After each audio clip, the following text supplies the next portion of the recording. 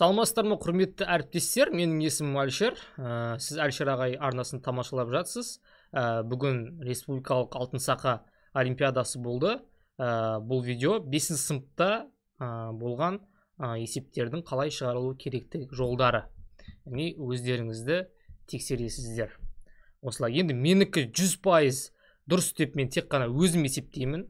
Сондықтан да шығарып көріңіздер. Егер де мен қате кеткен болсам, математиктер болса, комментарияға жазса болады.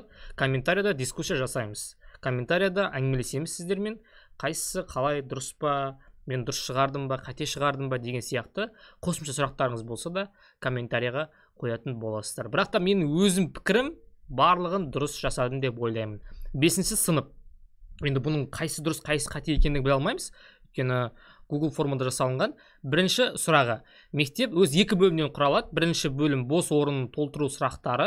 5 ұпайдан барлығы 50 ұпай беріледі. Яғни 10 сұрақ бар. Жақсы. Мектеп кітапханасында 6 түрлі ертегі кітаптар бар.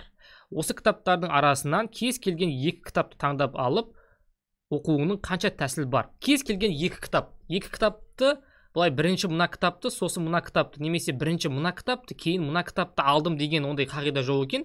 Әйтеуір 2 кітапты суырып ала салу керек. Яғни, нені пайдаланамыз? С6-да 2-ні пайдаланамыз. Бұл комбинаториканың есебі 6 факториал, 2 факториал, көбейту 4 факториал.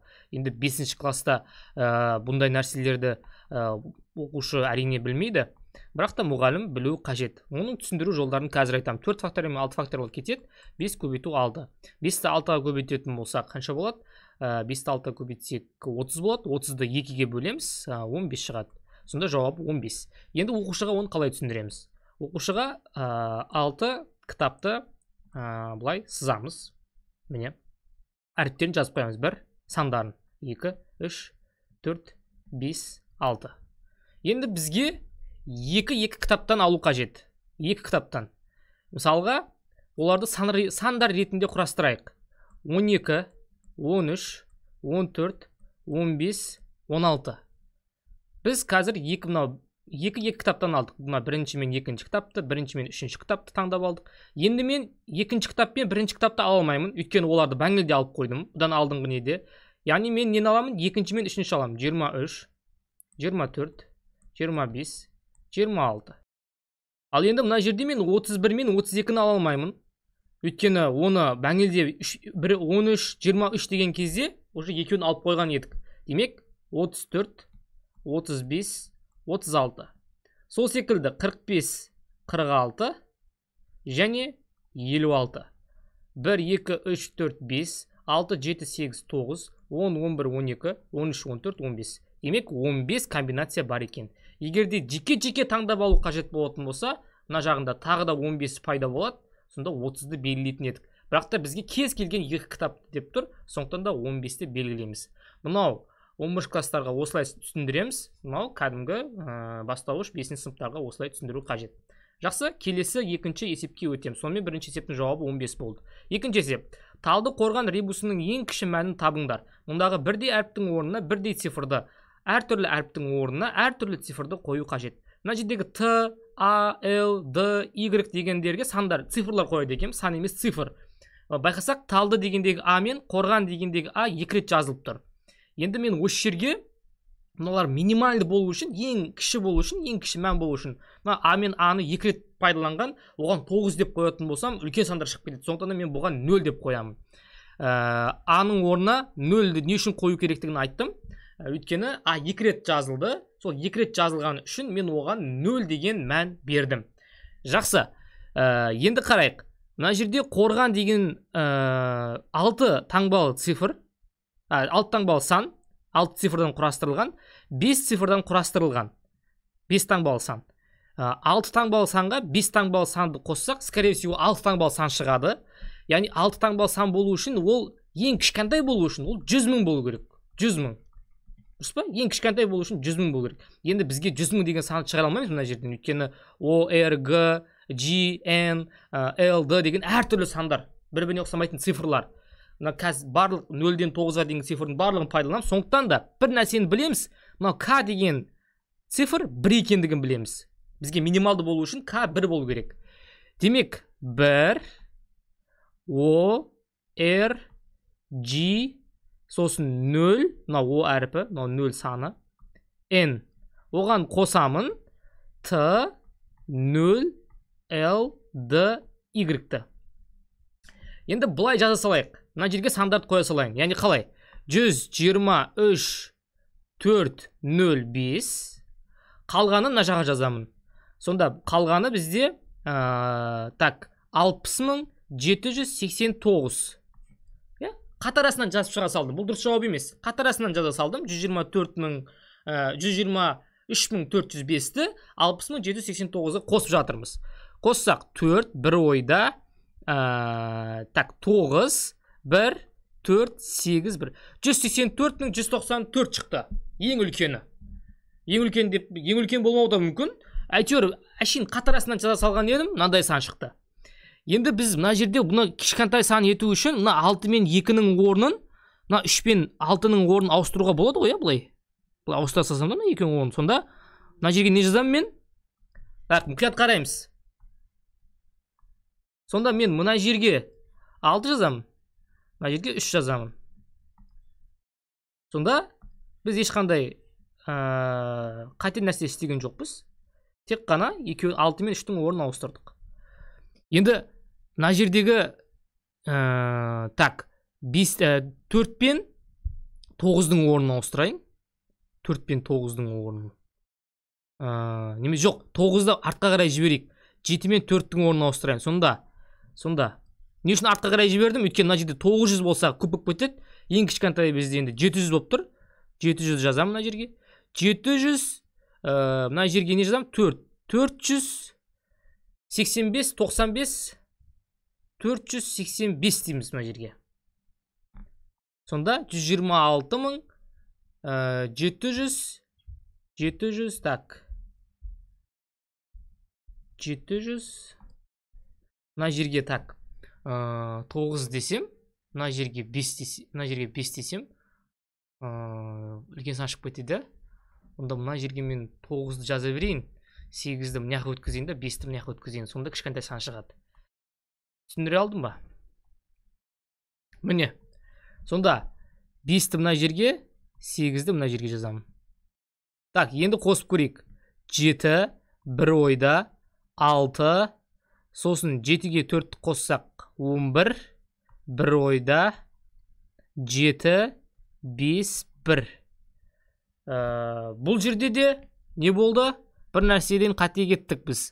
Мына жердегі 6-ның орнына 4-ті жазып жіберсем болады ғой, 4-ті мына екеуін ауыстырсам, сонда шамал кішкентайлау сан шығады 157 мыңнан. Онда солай істейік. Мына жердегі 124.509 дейік та, мынаған 678 дей салайын. 678 дейін. Так, сонда 7 6 1 5. Так, 155.167 болды ма? Қосып көрейік. Қазір. Сонда 124.509-ға қосамын 30.678-ді. 30.678. 155.187. 155.187. Бұна екеуін орнына ауыстырсам, үлкен сан шығып кетеді. Сондықтан да 155.187 болады екен жауап. Все. Мынау бізде қате жауап. Дұрыс жауабы 155.100 қанша дейді? 87 болды ма? 87 болады. 155.187 дұрыс жауап. Осылай шығарылады екен. Жақсы. Келесі есепке өтеміз. Келесі есеп бізде. Үшінші есеп. Жамбату жарысында нысанаға дәл тигізсе 8 ұпай беріледі, тигізе алмаса 4 ұпай шегеріледі. Асан 15 рет жамбатып 48 ұпай жинады. Ол неше рет нысанаға дәл тигізді дейді. 15 реттің барлығында тигізетін болса, 8 ұпайдан 120 ұпай жинайтын еді. Бізге 48 ұпай жинап тұр. 14 рет тигізсе 14-ті 8-ге көбейтеміз 112, біреуін тигізе алмай қалды. 112-ден азайтамыз нені? 4-ті. Сонда 108. Яғни 14-ін тигізсе 108 ұпай алады екен. Енді біреуін тигізе алмай қалған үшін мен 4 ұпайды шегердім. 13-ін тигізетін болса, 13-ін тигізсе 13-ті 8-ге көбейтемін 104 болады. 104-тен азайтамын 8-ді 96 болады. Енді байқасақ, әр қайсысы бір кеміген кезде 12 ұпайға кеміп жатыр, 12 ұпай, 108-ден 96, 12 ұпай. Сонда бір төмендеген сайын 12 ұпайға төмендеп жатыр.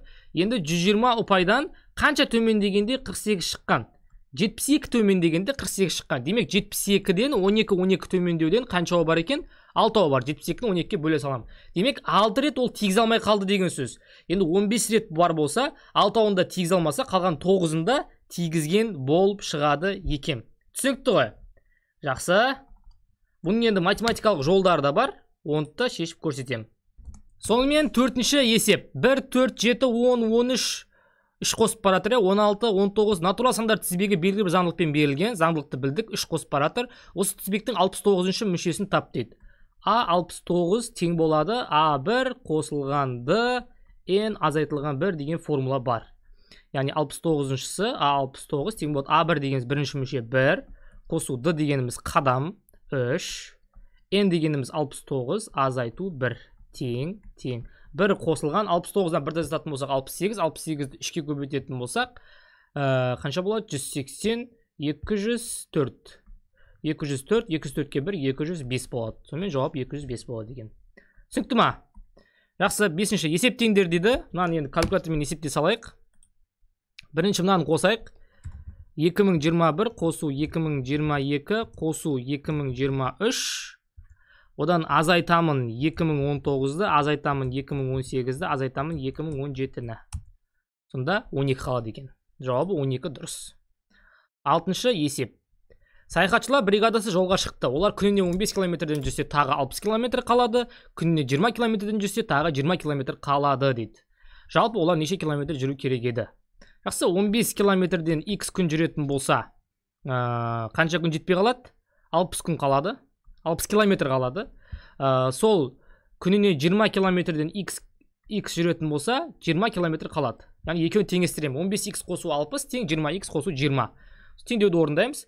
15X мыняққа өтеді. Сонда 20X азайту 15X тең 20 мыняққа өтеді. 60 азайту 20.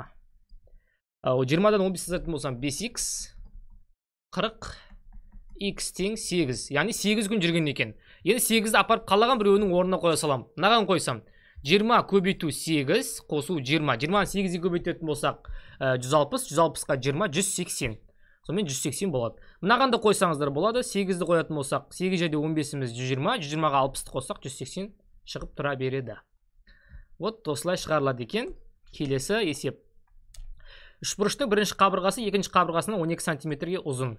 Үшбұрыш берілген. Міне. Так, бірінші қабырғасы дейді бізге. Бір қабырғасы екінші қабырғасынан 12 сантиметрге ұзын. Мынаны мен екінші қабырғасы дейін. Мынау одан 12 сантиметр ұзын. X плюс 12 болады. Ал үшінші қабырғасы екінші қабырғасының 3 есесіндей. Мынадан 3 есе көп дейді, яғни 3x. Олардың периметр 52, яғни мыналардың қосқан кезде 52 шыққан. X қосу 12, қосу x, қосу 3x тең қанша? 52. Қосатын болсам x-қа x 2x, 2x-қа 3x 5x. 5x тең болады 52, азайту, мына 12 мыняққа өтеді 12 болады. Сонда 5x-іміз тең болады 40, x тең 8. Яғни мынау 8, мынау 8-ді қойсам мынау 20, 8-ді қойсам мынау 24. Өйткені 3 көбейту x қой. Сонда бізге нені тап дейді? Үлкен қабырғасының ұзындығы 24 екен. Вот осылай шығарылады. Бұл енді бұның жолдары көп, басқаша жолдары да бар, бірақ ең оңайы осы болып тұр қазір бізге периметр арқылы. Жақсы. 2-ге, 3-ге және 7-ге бірдей қалдықсыз бөлінетін ең үлкен 3 таңбалы сан. Енді 2-ге де, 3-ге де, 7-ге де бөлінетін сан, ол ең кішкентайы өзі 42. Дұрыс па? 42 2-ге де бөлінеді, 3-ге де бөлінеді, 7-ге де бөлінеді. Сондықтан ең кішкентай 42 бізге енді 3 таңбалылардың ішінде ең үлкен тап деп жатыр ғой. 3 таңбалылар ішінде. Так, калькуляторды ашамыз. Ең үлкен 3 таңбалы сан бізде 999. Дұрыс па? 999. Соны 42-ке бөліп көрейін. Просто так. Қанша шықты? 23,1 бір нәрсе шықты. Енді 23-ті 42-ке көбейтейін. Қанша болады? 966 болады. Демек, 966 деген сан, мынау 2-ге де бөлінеді, 3-ге де бөлінеді, 7-ге де бөлінеді деген сөз. Бұдан кейінгі 2-ге де 3-ге де бөлінетін сан, мынау 966-ға 42-ні қосатын сан ғой. Қосу 42. 1008 болып кетеді. 1008 уже бізде 4 таңбалы сан. Сондықтан да 966-ны белгілейсіздер. Келесі 9-шы есеп. Бірінші бөлімнің 9-шы есебі. Ұзындығы 24 см, ені 12 см, биіктігі 16 см болатын тікбұрышты параллелепипед. Так, тікбұрышты параллелепипед берілген. Параллелепипед.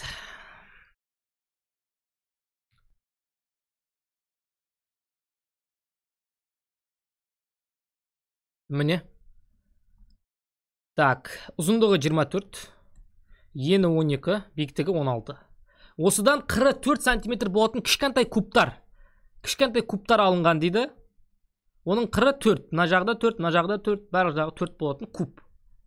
Кішкентай, майда-майда кубтарға бөліп алған ғой. Бұлай-бұлай бөлгенде, майда-майда 4 болатын кубтарға бөліп алған. Аха. Бөліп, ол кубтарды түзу бойынан бірінен кейін бірін тізбектеп қойса. Түзу бойына дейді. Түзу бойына сол кубтарды бітіп қойып шығу керек дейді. Бәріне қой, кубтар. Бітіп қойып шықса дейді, бір-бірінен кейін бірін. Сол тізбектің ұзындығы қанша болады дейді. Ұзындығы қанша болады деп сұрақ қойып жатыр. Қиын есеп, бірақ та оңай жол бар. Бірінші мына кубтың көлемін тауып алуымыз қажет. Оның көлемін табу үшін биіктігін, енін ұзындығы бір-біріне көбейтеміз. 12 көбейту 16 көбейту 24. Так. Олимпиадада калькуляторды пайдалануға рұқсат берілген. Беріледі негізінде 12 көбейту 16 көбейту 24. Сонда қанша болады? 4608. Мынаның көлемі 4608. Енді 24, 12, 16 4-ке бөлінгендіктен, 4 деген санға бөлінгендіктен мына үшеуі де. Біз бұны сразу мынаның көлеміне бөліп, қанша дана 4-тік кубтардың шығатынын біле аламыз. Яғни, мына жердегі 4-тің кубы 64, дұрыс па? 4-тіктің енді 4-тің кубы көлемі 64. Яғни 4608-ді мен бөлемін 64-ке. Сонда 72 дана кубик шығады екен мына жерден. Түсіндіңіздер ма? Мына жерден 72 дана кубик шығады екен мынаны бөлген кезде. Енді 72 дананы бұлай ұзынасынан қояйық. Қанша болады? 72 көбейту 4-4-тен 72-ні 4-ке көбейтемін. 280, 288 болады. Сонда жауабы 288. Дұрыс. Түсінікті ма? Түсінбесеңіздер қайта-қайта көріңіздер. Жақсы. Бізде бірінші таңдау сұрақтарының бірінші сұрағы. 10 есепті бітіп тастадық па? Жоқ, мынау қалып кетті ғой бізде. Енді бұл 4 екендігін білетін шығарсыздар. Бұның түсіндірудің негіз қажет жоқ. Мейлі көрейік. Так, 3 бұрыш. Қосу домалақ тең 11. 3 бұрыш қосу шаршы тең 15. 4 бұрыш қосу дөңгелек тең болады 18 болса, 3 бұрышты тап деп тұр. Игра в кальмарының белгілері көтті ғой мына жерде. Так, көрдіңіздер ма сол сериалды? Жақсы сериал екен, бірақ та психология әсер етеді бәрібір. Так, енді өзімнің личный ойым оның бәрі. Бұл арнадағы негізі бұның бәрі менің өзімнің жеке ойларым. Сондықтан да менің жеке ойым сіздердің жеке ойларыңызбен сәйкес болмауы мүмкін. Оған ренжудің, оған неғылудың, комментария жазып маған ответ қайтарудың қажет жоқ. Бірақ та мына есептерде мен бір жерден қате кеткен болсам, ол міндетті түрде оны комментарияда ескертіңіз, чтоб мен впред ол нәрседен қателік кетпеуім үшін. Сондай. Так, 3 бұрышты табу керек. Жауабы 4 екен, мен 4 дей салайық, домалақтың орнына не қоям? 4 болу үшін 7 қоям. 7 қойсам 18 шығу үшін 11 қоям. Мынаған 11, мынау 4, 11-ге 4-ті қоссам 15 шығып тұр, все 4 болады.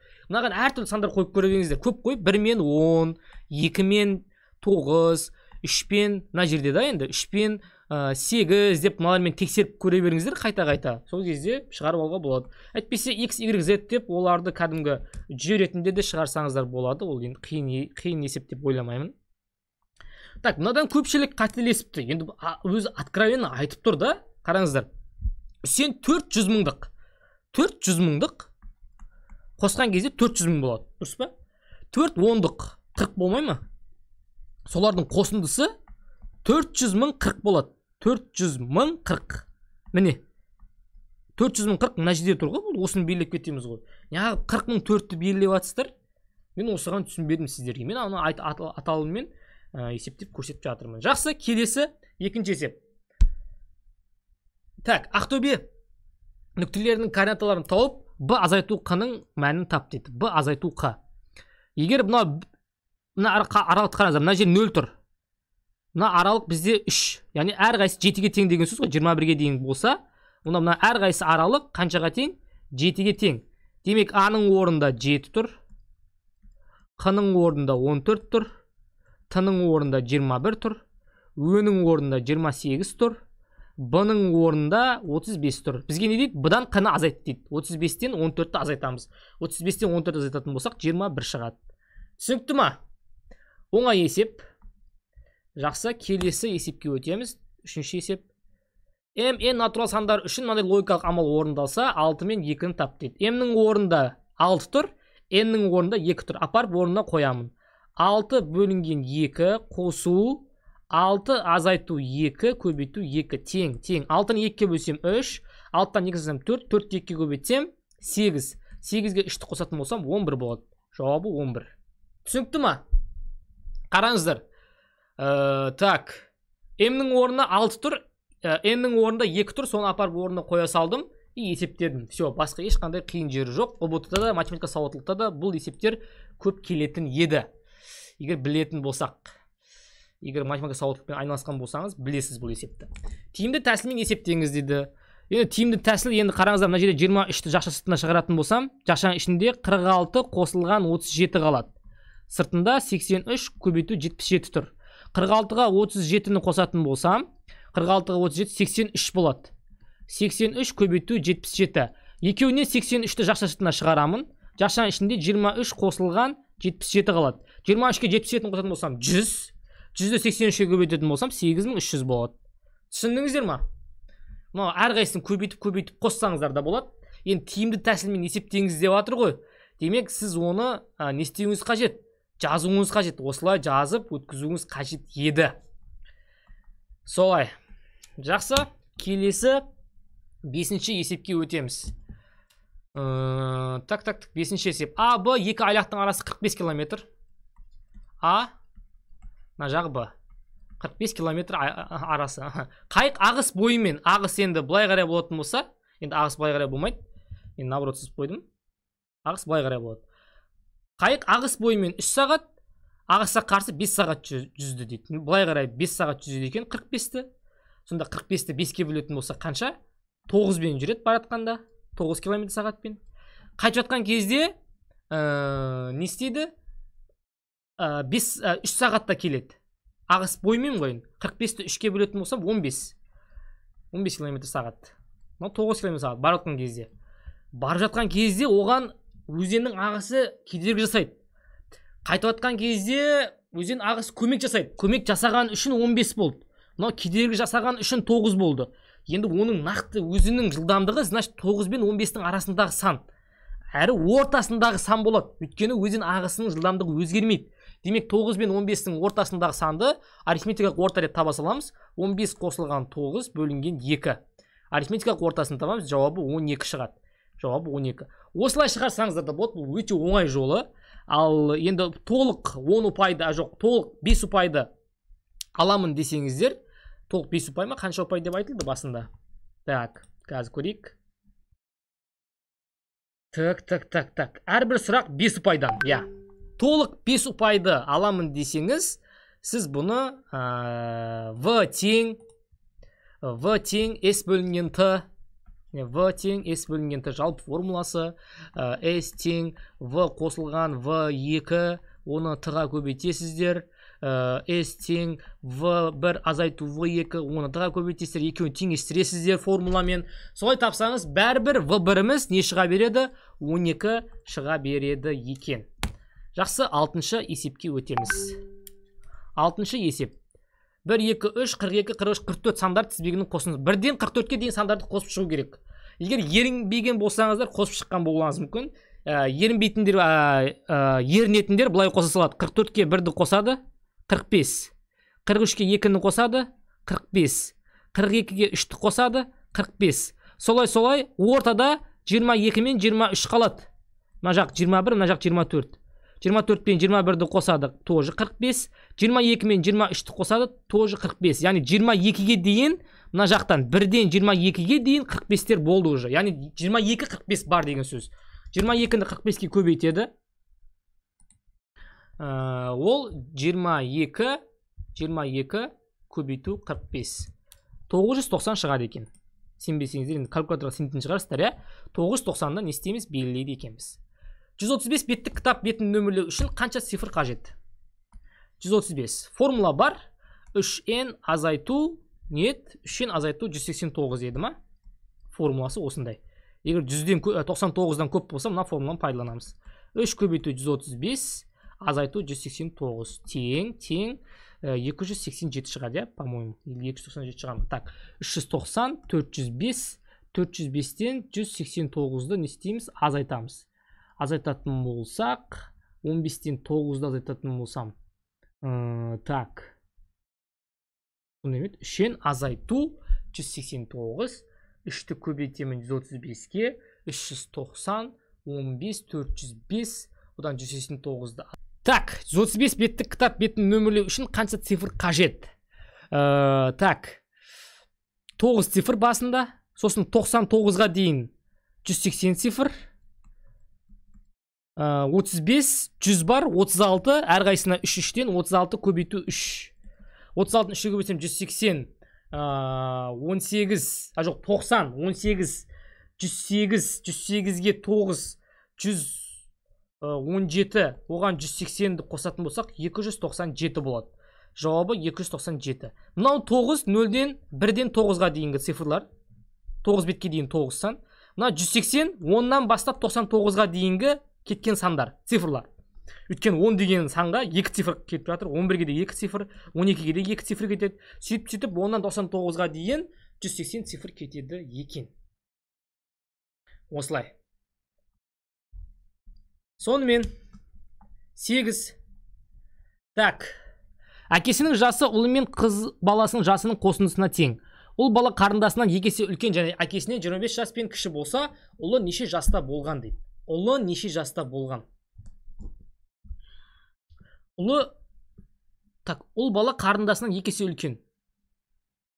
Енді егерде ұл бала 25-те болса, қарындасы 12 жарымда болып қалу керек, демек 25-те жауап ретінде алмаймын. 40. Егер ұл бала 40-та болса, қарындасы 20-да болу керек. Өткен қарындасынан 2 есе үлкен ғой, мына ұл бала. Ал әкесінен 25 жас кіші. 25 жас кіші болу үшін әкесі 65-те болу керек. Бірақ та басында айтқан еді, әкесінің жасы ұлы мен қыз баласының жасының қосындысына тең. Мына екеуінің қосындысын қоссақ 60 болып қалады. Бізге 65 керек еді. Демек, мынау 40 жауап емес, жауаппен тауып жатырмын. Сіздер онша жауаппен таппайсыздар ғой. Сіздер онша қалай табасыздар, білесіздер ма? Ұлының жасын X. Жоқ. Так. Қарындасын X деп алдым дейсіздер. Ұлы 2X. Әкесі не болды? Әкесі 3X болады. Өйткені мыналар не ғой? 3X-тан 2X азайтатын болсам 25 болу керек. X тең 25, қызы 25-те, ұлы 50-де, атасы 75-те болады сонда. Ұлы неше жаста? Ұлы 50-де. Міне. Түсіндіңіздер ме?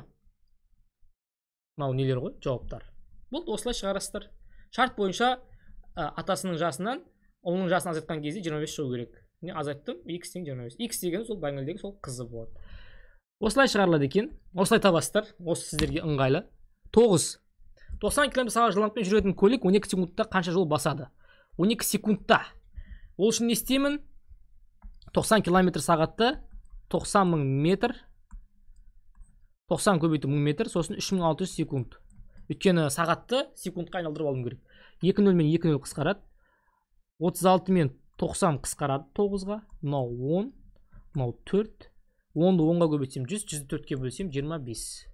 Жауабы 25 секунд. десем қате болып тұр. Қанша жол басады деген ғой, 25 секундта. Ол 25 метр секунд қой бұл. Бұл жылдамдық айтпақшы. 25 метр секунд, 12 секундта қанша жол басады? Яғни 25-ті 12-ке көбейтемін. 12-ке көбейтетін болсам 300 болады. Жауабы мына беріліп тұр. Түсінікті ма? Мынау біз километр сағатты метр секундқа айналдырып алдық. 25 метр секунд деп, сосын оны 12 секундқа көбейттік. Өйткені S-ті табу үшін V-ны Т-ға көбейтуім қажет еді. Осы таптық. Соңғы есеп. Түзу бойымен қағылған қадалардың алғашқы арақашықтығы 80 метр еді. Осы қадалар орындарына арақашықтығы 60 метр жаңа қадалар қағылды. Бұл ше негізі қиын. Бұл қиын. Мына арасы 80 еді дейді. Осылай кете береді, шексіз. Шексіз емес, шекті ғой енді. Енді 60 метрден ұрды дейді. 60 метрден кейін ұрды дейді. Қадаларды. Соңғы екі шеткі қадалар алғаш қадалардың орындарына түсті. Екі шеткі қадалар орындарын қоса есептегенде соңғы қадалар 26 рет алғашқы қадалар орындарына түсті. 26 рет. Мына екеуін алып тастағанда тағы да 24 рет не істеген? Мына жерге сәйкес келген деген сөз ғой. 24 рет сәйкес келді дегені ғой. Мына ортадағы нелерге. Енді айтады бізге. Екі шеткі қадалар арақашықтығы қанша километр дейді. 24 рет түсу үшін 60 пен 80 қай уақытта кездеседі? 83 рет болғанда кездеседі. 83 рет болғанда біреуі кездеседі. Міне. Біреуі. 83 рет болғанда біреуі кездеседі. Сондайдан бізде қанша жол бар? 240 метр ғой енді. 240 метр. 240-тан 24-і бар. 240-ты 24-ке не істеймін? Көбейтемін. 240-ты 24-ке көбейтемін. Сонда соңғыға дейінгі аралық шығады. 240 көбейту 24. 5760. Соңғы болатын болса, мына жер соңғы болатын болса, осыған дейінгі бәңгінде 80 мен 60-тың не істеген? Мына жерге дейін, мына жерден мына жерге дейін 5760 болды. Енді мына аралық тоже тағы да не болады деген сөз? 240 болады деген сөз. Өйткені тағы да кездеседі ғой. Ол уже 20 қаншаншысы? 25-шісі. Біріншісін есептегенде 26-шысы. Енді сіздерді миларыңызды шатастырып жіберген болуы мүмкін, бірақ өзім түсініп тұрмын. Ортадағы қадалар, яғни 24-ге дейін 5760 болады. Соңғыға дейін тағы да 240 бар. Сонымен 6000 метр болады. 6000 метр бізде 6 километр болады екен. 6-ны белгілейсіздер. Түсінікті ма? Сонымен 5-ші сыныптың нелері бітті. Алтын сақа республикалық олимпиадасы осылай шығарылады екен. Бұл 2021 жылғы қазан айында болған. Енді келесі жылдарда может тамашалап жатқандарыңыз болуы мүмкін. Осылай шығарылады екен. Тағы да олимпиадалар салып отыратын боламын. Комментарийға қай жерден қате кеттім, қай сұрақты түсіндіңіз, қай сұрақта сұрағыңыз бар сіздің түсінбей қалған жеріңіз, қойсаңыздар, жауап беретін боламын. Егер сіздерге қызық болатын болса, тағы да осындай олимпиадалардың есептерін шығаратын боламын. Айтпақшы, қазір мен дәл осы уақытта уже 6-шы сыныпты салып қойғанмын. 6-шы сыныптың 6-шы сақасын осы немесе мына жерге бір подсказка шығады, соның үстіне басасыздар, көресіздер. Жақсы, қош сау болыңыздар. Сіздермен бірге Әлішер ағайларыңыз болды.